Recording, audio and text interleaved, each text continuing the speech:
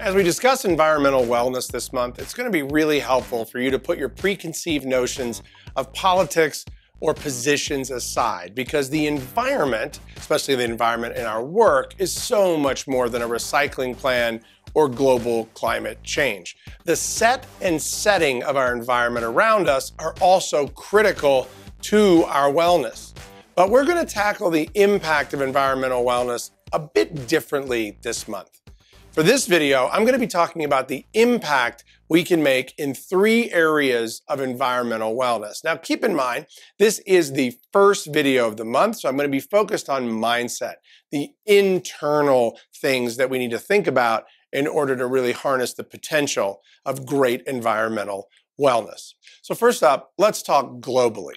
Globally is just as it sounds. If I'm talking about the global impact of environmental wellness, what I'm talking about is the way our recycling plans or our emissions plans, the way these impact the environment around the earth. So that's basically what we say when we're talking about globally. And all of us are probably focused on this at some level. We all want clean air and water. That's our global focus on environmental wellness. So when we talk locally, what we're talking about is what impacts the environment in the area we work or live in. This can be anything from clutter to air quality to just basically everything around us, lighting, anything that can affect our mood or enhance or make worse our wellness when we're at work or at home.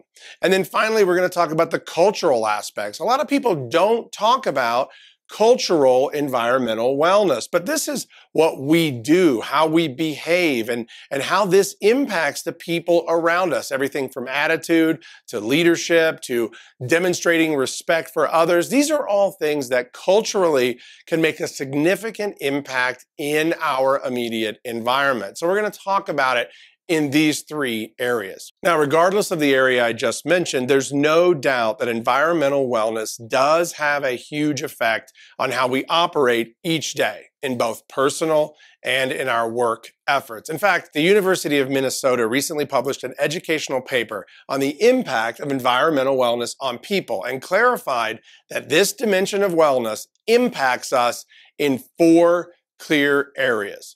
Number 1, influence your mood. For example, research studies reveal that rooms with bright light, both natural and artificial, can improve depression and anxiety. Similar research has shown that cultural environment also has a massive impact on us from an emotional standpoint. Number 2 is how it impacts your behavior and your motivation to act. For example, a messy hall with shoes, bags, and other stuff may invite you to drop what you're carrying right there and create more clutter. Whereas a clean entryway or a clean area with adequate storage might encourage you to take the time to put something away that you're carrying. A place of work where you're negative frequently or you encounter negative people can also stifle your motivation in a significant way. Number 3, facilitate or discourage interactions in your family or with guests. For example, an inviting space with comfortable chairs can encourage people to sit and chat. Not having this could create more isolationism. Number 4, create or reduce stress, which impacts not only your emotions, but also your physical health, including your longevity. Now, oftentimes, we encounter all sorts of environmental challenges around us. We become frustrated. That's easy to do. I've done it. You've done it. We've all done it. In psychology, we learned that our unconscious reactions can also guide our mood and decision-making. Environment, however, is one of the biggest unconscious factors that is affecting you, whether you know it or not. You probably don't even realize it immediately. Have you ever felt, for example, stressed just when you walk into a room? You can't really explain why, but something about that room has just got you kind of stressed out. What about with a certain person? You interact with a certain person and just something about them is off and you feel very stressed, you feel very overwhelmed by that person, and maybe it's creating some kind of unconscious reaction. These feelings can all be caused by the environment around you, be it cultural, local, or even global. And what is it in my immediate environment that I can actually control? I can't control other people. I can't control whether or not the air conditioner is too cold in my office, things like that. So what can I control? Well, I like to say often that the only person we can control is ourselves. We can't control everything else around us all the time, but we can control our attitudes and our behaviors. In the case of environment, the internal focus we may need to drive the right impact in each of these areas is the realization that you can control yourself. It's actually quite powerful to know that you have a lot of control over what you do, what you say, and what you think. Now, I just want you to know, I know you're saying right now, okay, Todd, well, how do I manage the environment when everyone around me is not making it better by recycling or cleaning up the mess or even in how they interact with others? That drives me crazy. So how do I manage that? Well, I'm glad you asked me that because here are some ideas to hopefully help you focus your mindset in a different way. We all want clean air, clean water, and clean places to live and engage in nature. In fact, I don't know anyone who doesn't want these things. But what is your mindset about the global environment? Often we let our political point of view kind of color and paint how we react to a recycling strategy or to simple things like litter. But don't we all want to live in a world that's sort of clean, healthy, and uncluttered and a beautiful environment? I mean, I don't know anyone, like I said, who doesn't want those things. But when you encounter a plan for keeping the world better, cleaner, the water cleaner, and the litter discarded properly, you got to work to do your part instead of judging others and their efforts. In fact, I believe judging others is one of the things that crushes our ability to keep the environment clean. Remember, we're all in this life and on this planet together. So we can shift our mind to remove the political bias and focus on our own internal mental attitude. Like I said, the only person we can control is ourselves. When we talk locally, remember, environmental wellness is not simply a recycling plan or about global climate change. That's important, but it's not the only way we can conquer environmental wellness.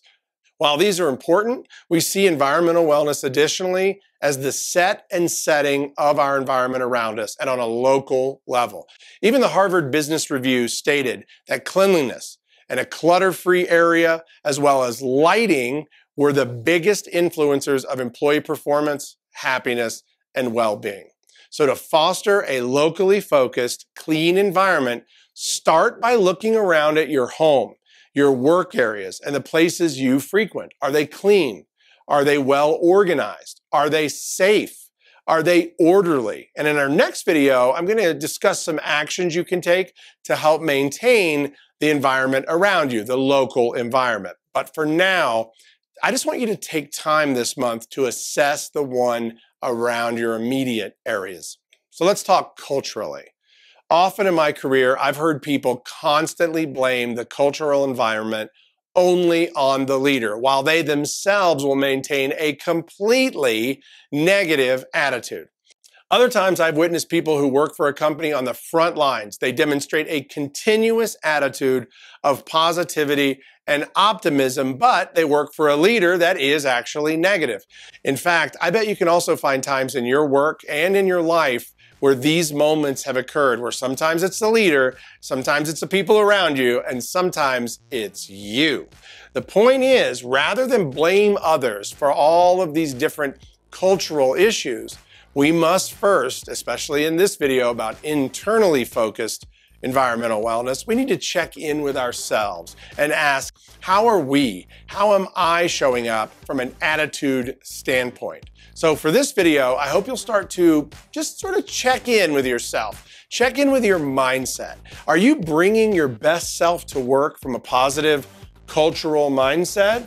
And by the way, if you're struggling with something, you're struggling with other challenges and you need help, which is preventing you from bringing your best self to work, we can support that. You just need to reach out. Either way, we are here to help you lead in your own environment to drive more positivity. Remember, what you bring into the environment, from mindset to clutter and everywhere in between, makes a difference in the well-being of those around you. For this month, I hope you can take this video to heart and start to reflect on how you can create a better environment around you. Now remember, like I said, the only person we can control is ourselves. Now in the next video, I'm going to lay out action steps to put the internal into motion with our environmental wellness. Now that video is going to be focused on actions, the external. But for now, start thinking about your mentality. My name is Todd Mitchum, and I'll see you on the next video. So remember, for this month's video on environmental wellness, internal focus, we want you just to ask yourself, what can I control and change in these areas, globally, locally, and culturally? In the next video, we'll focus on actions you can take to make these changes.